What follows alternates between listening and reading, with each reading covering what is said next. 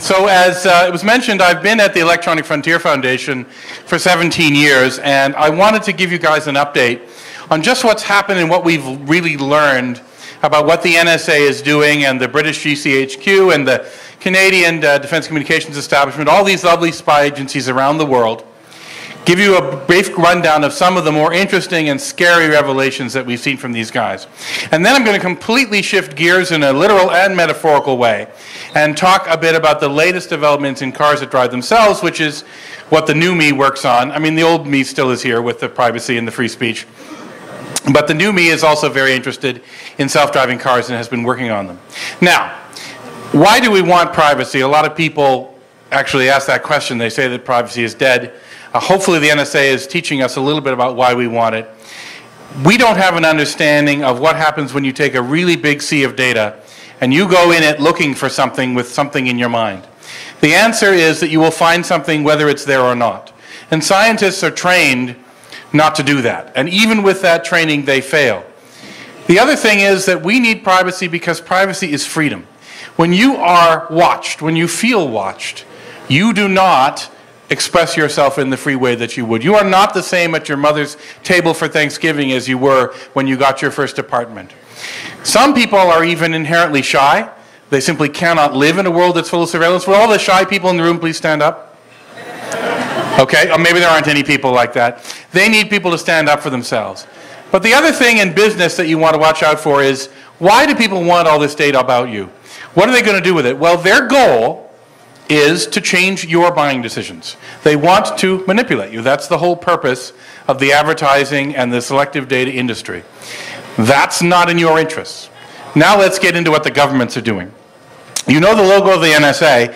You may not know that even though the Snowden revelations just came out, the EFF's actually been involved with this for, hang on, are we going? We're going the wrong, there we go.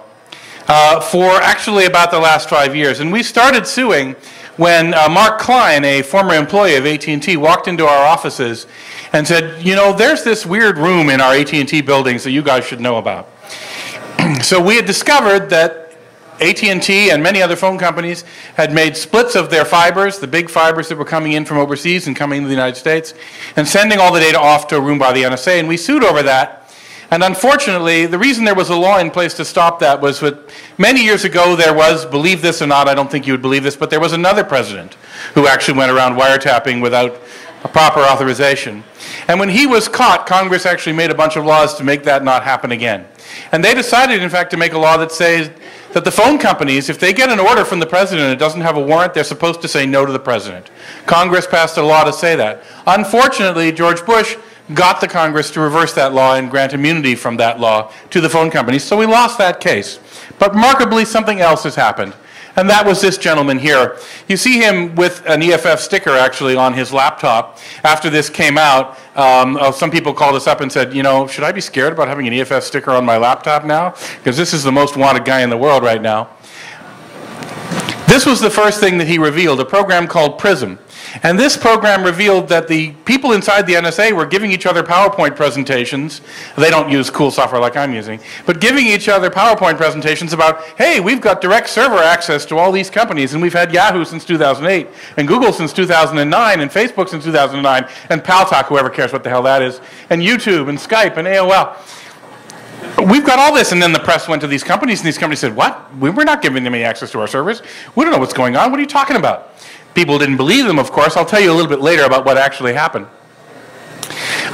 So they made this big network, and they said they've got everything, the file transfers, the voice over IP, the videos, all this stuff from all these companies. How could this be? And more to the point, what were they doing with it? We also learned that they were getting all of the phone records from Verizon. Little bit of joke about Mr. Obama. You can't really see it very well, but he's saying, I'm interested in your share everything plan. So one way they were getting us is they've been sending out submarines. And the submarines go down to the bottom of the ocean where these cables are laid that run between continents. And these cables have little repeater centers in them. And the submarine goes down and attaches lots of little wires onto the end of the cable and strings them somewhere else. And nobody can really stop this because nobody else has these submarines. The phone companies don't have the submarines. So they get to tap these cables under the sea wherever they are. But that's not enough to have spied on Google and Yahoo and all this other data. We learned that they were, and this was not a surprise, but it was something that is scary nonetheless, that they were also pulling up your social networks and mapping all your social networks, sucking them down from all of the companies, trying to map who's connected to who. And this is one of their biggest goals in the world. They really love to find connections between people, because then when they find one guy, they can find everybody else who's connected to that guy, and they can also find people who are only peripherally connected to that guy. How many of you know the name Mahir Arar? Wow, completely empty. This is a room full of Americans, not too surprising. He's a Canadian programmer who was born in Syria but moved to Canada when he was 12 years old. He was flying from Paris to Montreal and changed planes in New York. And while he was in New York, he was grabbed by US officials who imprisoned him and then had him tortured for 1 year in Syria. This caused the resignation of the head of the federal police in Canada. There's been basically no apology for it in the United States. The United States doesn't torture, as we know. They just get Syria to do it for them. So Arar was tortured because he had countersigned a loan in his apartment one day from someone who was connected to someone on a terrorist watch list. They built the social networks out, they made the connection, and they tortured him for a year for that. So watch out when they track your social networks, that's what I'm saying. The real uproar began among the public, though. Long after it had been revealed they were spying on all the ordinary members of the public, it was revealed they were also spying on the heads of state of other governments. This is the president of Brazil, for those of you who don't know it. Also, they were spying on the head of the governments of Mexico, the chancellor of Germany, members of the EU Parliament, a whole bunch of foreign government agencies and high officials were being spied on by the NSA. This got a real uproar going, because it's okay to spy on our citizens, but you spy on us, now we're talking about a real problem. Tor is a system, how many, oh, you all know Tor? I hope you all know Tor. So EFF helped fund some of Tor's original development, but of course it came from a lot of different sources. They have been trying to deliberately sneak their way into compromising Tor, because half of the agency's spies in the world love it because it lets them communicate anonymously, and the other half want to know what's going on. We then got to the thing that frankly spooked those of us in the cryptography community the most. And that was, it's been learned that NSA agents have been going out to cryptographic standards meetings, talking with the companies designing cryptographic protocols, and tweaking the cryptographic protocols, making subtle suggestions which has weakened the strength of these protocols. The typical way that they would weaken these protocols is that when you want to have a private communication between people, you tend to not use public key cryptography for that. You tend to use old style cryptography, and to do that you need to generate random numbers, so you can have random passwords that are used for just that communication. If those random numbers are not random, it makes it easier for people to guess them. What the NSA has done is effectively loaded the dice that are used to generate these random numbers. They have done this by suggesting and pushing at standards meetings for slightly weaker random number generators and other weaknesses in the cryptographic protocols. The result of this is they have made it easier to spy on your communications, which is what they want, but they also made it easier for the Chinese government and many other spy agencies around the world to also spy on your communications, because they weakened the security of your own tools at the same time. They went a little bit further. And this is causing a lot of consternation this week when RSA's conference is coming up. They actually paid RSA a large sum of money in order to encourage them to adopt one of these weakened cryptographic protocols. Now, RSA has got a lot of denials about all that went on in this case, but there's no question that the weak protocols were established and a large sum of money changed hands. There's a long history of this in spying. You probably know that it's illegal for the NSA to spy on Americans, it's illegal for the Canadian spy agency to spy on Canadians, and so on and so on. But what happens is that the NSA shows up in Canada and says, you know, we would never be allowed to spy on Americans, and of course, you won't spy on Canadians, and we would never ask you to spy on Americans, of course, but here's a large bag of money, and we would never ask you to spy on Americans, we would never do that. Here's another large bag of money, but, you know, if you happen to see something Americans were doing, here's a large bag of money. We would not ask you to tell us, but, you know, we're friends, right? And this goes on around the world and allows them to get around the rules. Now, we've also learned that they're getting around the rules in other ways. When you start believing you have to surveil everything, you have to surveil everything. So, in fact, they have now also been recording how much porn everyone watches. Now, the reason they are doing this is they believe that if they're attempting to compromise an Al-Qaeda cell, for example, that they can use the fact that they've found that one of the guys is watching too much porn as a way to discredit that person within the organization and threaten to reveal that, blackmail them, and so on. So for that, they are tracking all the porn sites and all the places you're going to watch your porn. They are also doing something that is very disturbing. As you probably know, most of the websites you go to, including, of course, Google and Yahoo and all the others, they give you browser cookies in order to identify you with each visit to the website. And these browser cookies are meant for use by Google, so Google can see you're the same guy coming back and have you automatically logged in, and you like that. However, if someone's got a tap on the line, the person with the tap on the line can use that same cookie without having to man in the middle of the line, without having to actually interfere and change the traffic. Just by watching the traffic, they can see those cookies go by. So when you go to almost every website in the world these days that runs either Google AdSense or Google Analytics or any of the major ad networks, you're delivering a cookie with that web hit, and they can see that cookie and they can find out who you are on any random web hit that they've trapped through their connections. So these cookies, which seemed, I mean, nobody ever thought cookies were really innocuous, but as long as they stuck to their original purpose, they were reasonably innocuous. They're not, because they're letting the sniffers see who you are in every transaction that you do. They've also been collecting all of the phone records, all of your phone calls.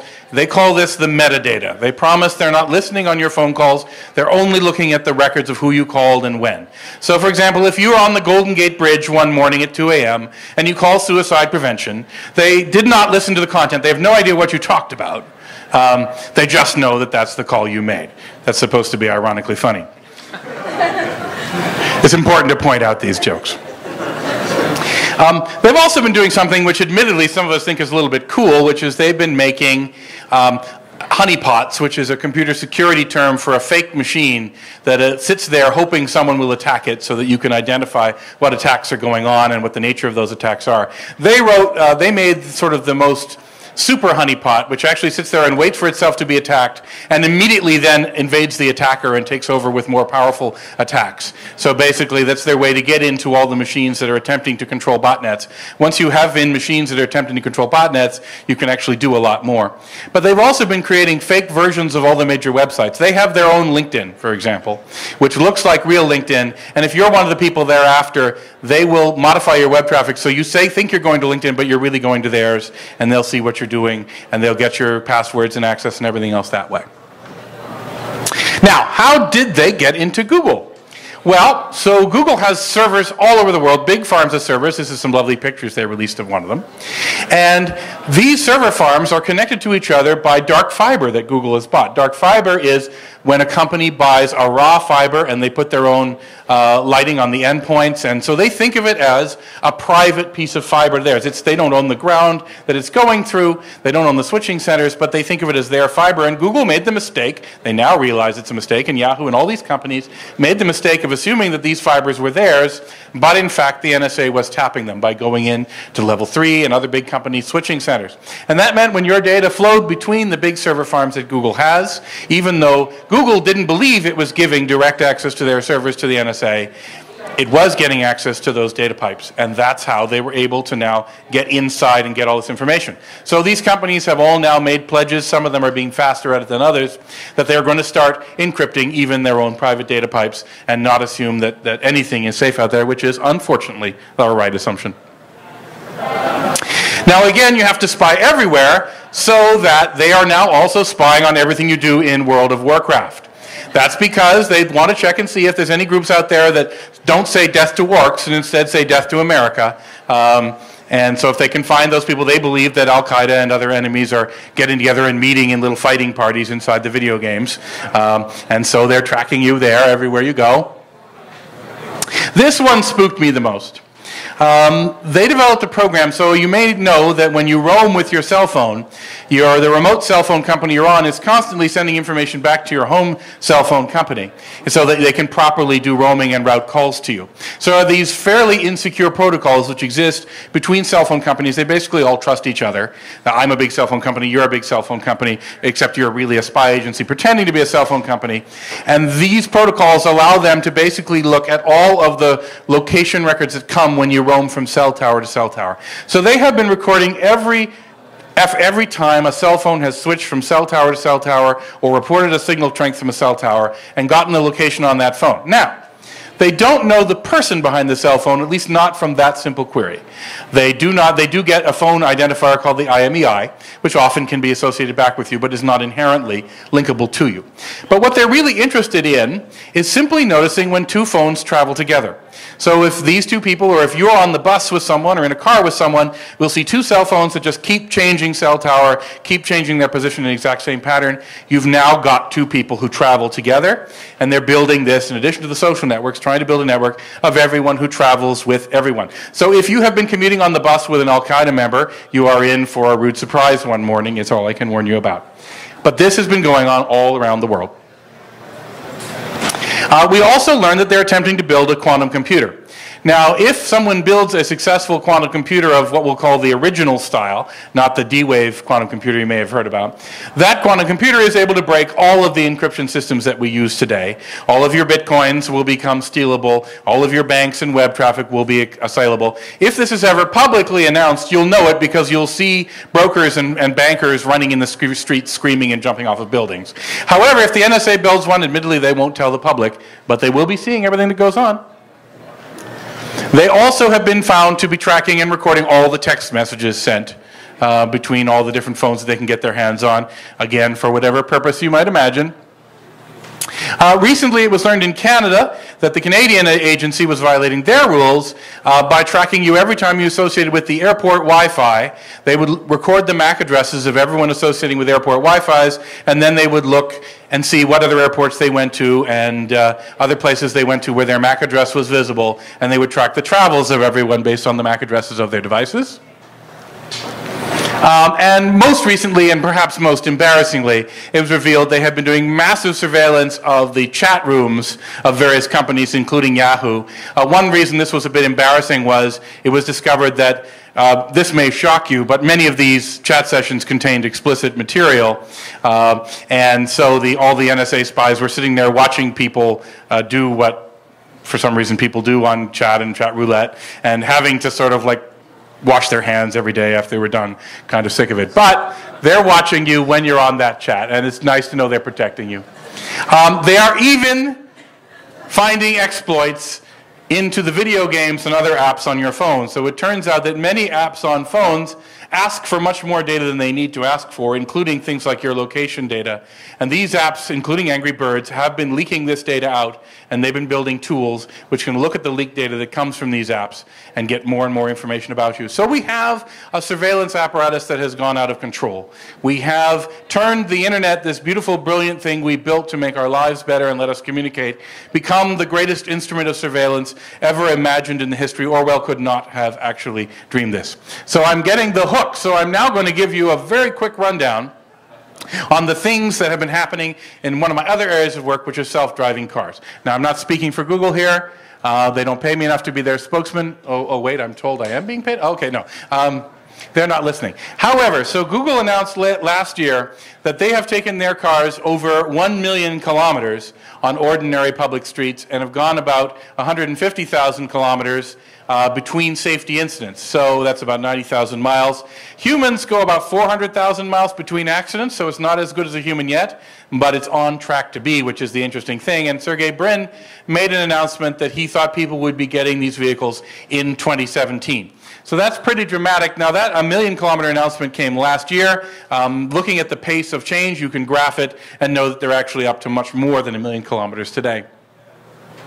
Every other car company is getting into the business as well. General Motors has announced a product called Super Cruise. However, interestingly, they pushed it back. The General Motors Super Cruise is a system where you have to be watching it like a cruise control. And when they tested it with people, they found that in spite of telling them that, the first thing they did if they turned it on was turn around, route around the back seat, get a book, start reading it while the experimenters were in the passenger seat going, ah, ah. So they're delaying that product a little bit. The big car supplier companies like Continental have got their own products. Delphi, Bosch, they all make the smarts in the car.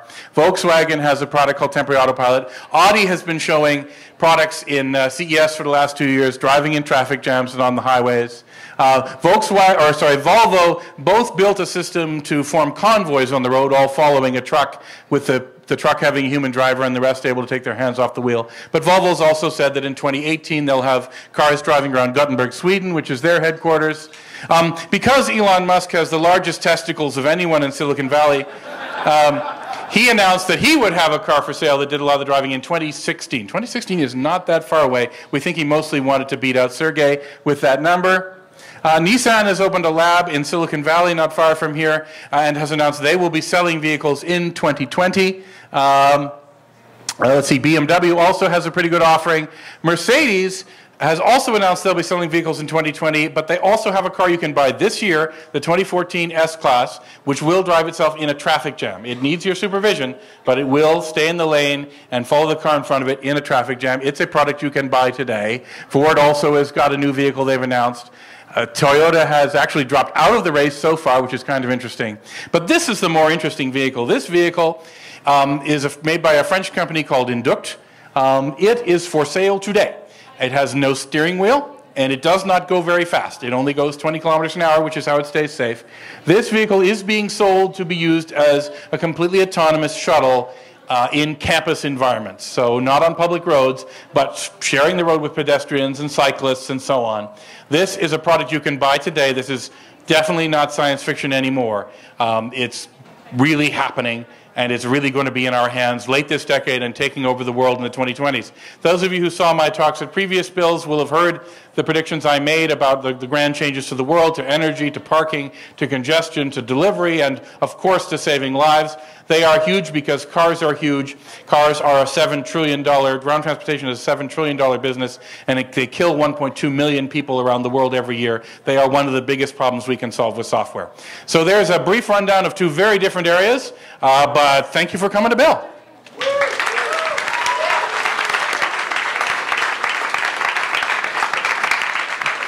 Now, before Jonah gives me the hook, because we started early and I'm the last speaker, we have time for, I think, a question or two if people have there. Yeah. So go ahead. You were first, and behind you, yeah.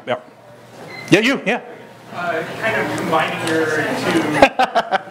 Excellent. I have a laser in case this isn't, too nasty. What are the security concerns with self-driving cars? And also, I've heard online, and you commented if this is true, that with today's cars, people can remotely hack into them and seize control of them from the driver. So remotely hacking in and seizing control is a little bit beyond what people can do, but there are exploits indeed into limited amounts of control. There are exploits in today's cars. Today's cars have a computer bus called the CAN bus that was designed with no security whatsoever. And so there are cars where people can put a CD in them, and the CD can have data on it that gets into the CAN bus and starts making control, and you can start sending messages like hit the brakes or change the gas if you know the protocols. So that's true, and that was a system designed again with no thought that there were attackers. So fortunately, the people building the self-driving systems are trying to build them securely. That does not mean they will do a perfect job. It just means that they are really working on that problem. But yes, it's something to be worried about, and it's something to be glad that people are working on. There are privacy concerns, actually, which is not enough work is being done on that I'm a little more worried about. But there's no doubt that we are talking about having thousands and thousands of 3,000-pound robots roaming the streets, and we wouldn't want botnets in that circumstance. I definitely agree with you on that. Yeah. What do you see as the phases of self-driving cars in terms of being commercially available? So, is there a version that's going to require supervision that people are actually going to supervise, or do we have to wait until we get all the way there to fully autonomous? So yes to both. The car companies are all interested in putting out these products that you supervise because it's fairly straightforward to make. It's basically taking cruise control, or at least what's called adaptive cruise control that actually knows the distance to the car in front of you, and adding the systems they already had to keep you in the lane. But those systems are not good enough to drive you in a serious way, and it's because of that they build them and say you must still be watching, just like you have to still be watching with cruise control. So that's what the car companies are all putting forward as products they're going to announce, or sorry, to ship to you, and Mercedes already does, and BMW already does ship to you a product that does that at lower speeds, and those will get faster and faster. Google and the academic labs and the research projects in the car companies are looking for that second product, a car which you can take your hands off the wheel and start reading a book. Instead of fatalities, we'll actually have negative fatalities because people will be conceived in these cars. And so that's a plus. However, the intermediate stage that many of them are working for, in which the laws have actually defined, is a system wherein a human being is expected to be in the car and who can solve problems, but not on immediate notice. So not like, oh my God, grab the wheel now, I have the blue screen of death. That would be bad. But rather, I've encountered something I don't understand. If you don't take the wheel, I'm eventually just going to slow down and pull over. But if you take the wheel, you can resolve this problem. Like, there's a police officer said, and he's redirecting traffic, and I don't really understand what's going on there. For me to stop is a perfectly safe thing to do in that situation. The other cars in front of me are stopping.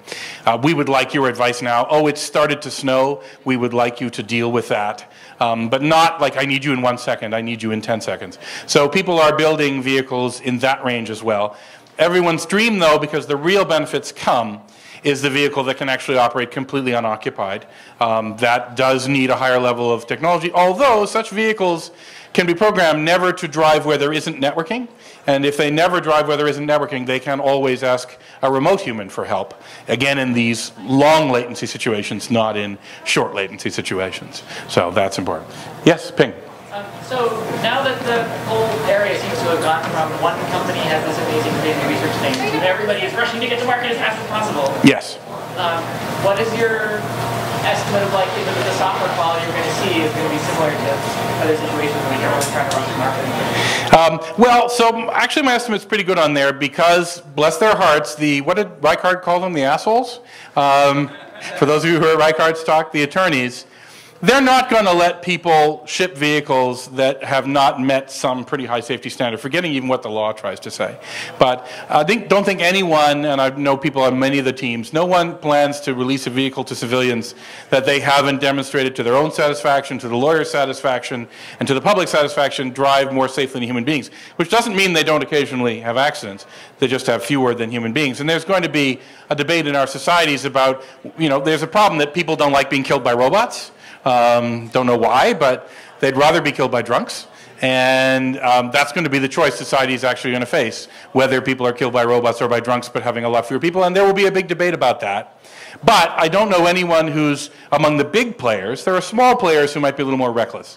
But there are the big players all have these armies of lawyers who aren't going to let them release products until they've convinced themselves of that. It's never the creators, right? It's the product level people, the managers and the VPs, the people who are all those other pressures outside the. Yeah, except for the fact that when you're coding a spreadsheet, you rarely kill your customers, right? And so there isn't the same level of scrutiny around it on releasing a new release of an email program or a website. There are a lot of embedded safety systems out there that run with very high reliability. In cars, there are 100 processors today. In spite of the rumors that Toyota had problems with the accelerator controls failing, those were not true. All of those microcontrollers in all those cars have been driving us for trillions of miles without incident. So it's a complex problem, but I'm pretty optimistic about it. So most people wanted cars, not the NSA, I can tell that. Roy, I'll talk to you later. You had your hand up for a while. If you're worried about quantum computers, how long do we get quantum resistant? So that's actually a very difficult problem. He's asking about quantum computing. So there are two kinds of things that are being called quantum computers today. There's the ones that in theory can factor large composite numbers. Every so often I say factor large primes, which is obviously not possible, but factor large composite numbers. And those would break all the cryptography. And so we will have to now develop other means of cryptography. So there are some digital signature algorithms which are resistant to quantum attack. And frankly, we should be switching to those algorithms today if we think there's a real danger of quantum computing being available publicly within a short amount of time, because it takes years to switch all your digital signature infrastructure. For actual cryptography applications, it's actually much harder to build quantum-resistant applications. There is another thing called quantum key distribution, which actually is resistant to quantum computing. It requires, though, that you have like physical connections, although it can be done through radio waves, between the two endpoints in order to generate a shared key between them. So it's quite an imposition on what you can do compared to our existing systems. And there are people working on better and better algorithms. So Jay's giving me the big 0. So why don't, I'll take one last one over there and then we'll be done. I was just wondering Speak in unison. From the first part of your talk about NSA. Yeah. This is probably a big question, but where do you see things going, and more specifically, where do you see hope? So I sort of see hope in the sense that just as when President Nixon went around doing these wiretaps, we got a bunch of laws, at least for a while, that shut it down. That this is so dramatic that the scale of the surveillance is so immense that we're seeing about public backlash against it. It's not quite strong enough yet. There are a lot of powerful forces inside the spy agencies who keep telling the governments, we need this, this is the thing that's keeping us safe, this is why a nuclear bomb didn't go off in Washington and kill all your children. I believe that's what they say to them, to give them a very visceral argument about it. We don't know, we don't get access to their records about how they demonstrate that they saved the world using these techniques. But nonetheless, there is some sign of a push against it. President Obama did give a speech where he promised not to do 2 of the things in the 20 I listed. That's not enough, but it's a start. I want to see more of that. We want to see more. Even Dianne Feinstein, who most of the time forgets she's from California, has softened a little bit, just a tiny amount of this. She's usually been the hawk on this, so that's a good sign. Yeah, we have to have a decision as a society. Do we want to build this massive surveillance apparatus or not? Is it the power? Now, my take on it, of course, is there are abilities that I don't even want to give to good people, and one of them is to just go on and on and on when they're the last speaker of a conference. So, thank you very much. We have to wrap up.